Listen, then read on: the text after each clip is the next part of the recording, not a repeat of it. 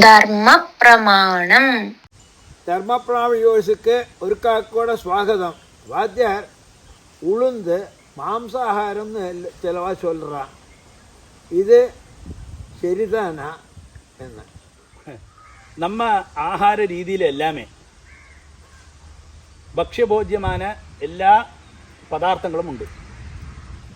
അതിൽ നമുക്ക് മുഖ്യமாக ഊർജം കൊഞ്ചം കൂടുതൽ തരപ്പെട്ടത് ഇല്ലേ നമുക്ക് ഹെൽത്ത് വൈസിൽ തന്നെ പല രൂപങ്ങളായിട്ട് ഭാവിച്ചിരിക്കും. இந்த പ്രമാണങ്ങളിലെല്ലാം ധാന്യങ്ങളുടെ പ്രമാണങ്ങൾ ഉഴുന്നായിക്കട്ടും ഇല്ലേ എള്ളായിക്കട്ടും എല്ലാത്തിനും ഓരോ മഹത്വമുണ്ടെന്ന് അർത്ഥം ചുരുക്കത്തിൽ. അതുതന്നെ നമ്മൾ ഭക്ഷണ രീതിയിൽ ഉപയോഗിക്കണം.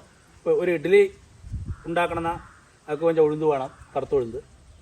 അതേമാതിരി ഒരു വടയുണ്ടാക്കണമെന്ന ഉഴുന്ന് വട ഉണ്ടാക്കുന്ന ഉഴുന്ന് വേണം.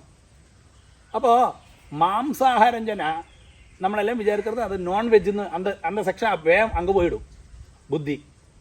ഒരിക്കലും അപ്പടിയല്ല. മാംസാഹാരം ജന അവർക്ക് കൊഞ്ചം കൂടി ഊർജം കൂടുതൽ വരുന്നർത്ഥം ഇല്ലാട്ടാ. അതുക്ക് സത്വഗുണം, അതായത് അതുക്ക് കൊഞ്ചം കൂടി ഫലത്തോടെ ഒരു ഗുണം കൊഞ്ചം കൂടുതലായിരിക്കുന്നാക്കും അതോട് ശാസ്ത്രം. അതേ ആക്കും ശാസ്ത്രം ചൊല്ലുന്നത് അങ്ക മാംസം എന്ന് ചൊല്ലുന്നത് നിങ്ങൾ ഉദ്ദേശിക്കുന്ന മാതിരി നോൺ വെജ് അല്ല. അപ്പോൾ സത്വമാന ആഹാരം ഇപ്പോൾ ദേവിക്ക് നമ്മൾ ഭഗവത്സേവ പദ്ധതിയിൽ ആദ്യം നീ ഒരു മധുരമാന ഒരു പായസം കടുമധുര പായസം കൊടുക്കുമല്ലോ നൈവേദ്യത്തിൽ. അത് കഴിഞ്ഞാൽ രണ്ടാമത്തെ നൈവേദ്യം ഉഴുന്ന് വടയെ കൊടുക്കുമല്ലോ. അപ്പോൾ അത് നമ്മൾ അങ്ങ് മാംസം ചൊല്ലുന്നത് அதுக்கு கொஞ்சம் കൂടി ഊർജ്ജമുള്ള ഒരു ആഹാരം എന്നാക്കും അത് ഉഴുந்துക്ക്. அது தானே ராகுக்கு தானியம் விளக்கறணும் உழுந்து. இப்போ மாம்சத்தோடு கணத்தில் பட்டா அங்கே உழுந்து வந்து ராகுக்கு தானியமாயிட்டு வராது. இப்போ அங்கே அதெல்லாம் சொல்கிறான். நிறைய பேர் இப்படி தப்பாக சொல்கிறான். நான்வெஜ் மாதிரி மாംസാഹാരം அந்த மாம்சம் அல்லாது இங்கே உத்தேசிக்கிறது. இங்கே സത്വமான கொஞ்சம் ஊர்ஜம் அதிகமுள்ள ஒரு ആഹാരം എന്നാക്കും அதுக்கு പേര് ഉഴുന്ന്. അപ്പോൾ ഉഴുന്ന് ധാന്യം ധാരാളം ഇതൊക്കെല്ലാം ഉപയോഗിച്ചിട്ടില്ല. അതിലൊന്നും ഒരു തപ്പുമില്ലേ.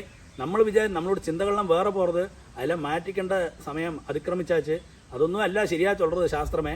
അപ്പോൾ ശരിയായ മാംസാഹാരം എന്നുള്ള ഉദ്ദേശമേ അല്ല. അത് ഊർജ്ജമുള്ള സത്വമന്ന ആഹാരം എന്നാക്കുക അതോട് ശാസ്ത്രം ചൊല്ലുന്നത്.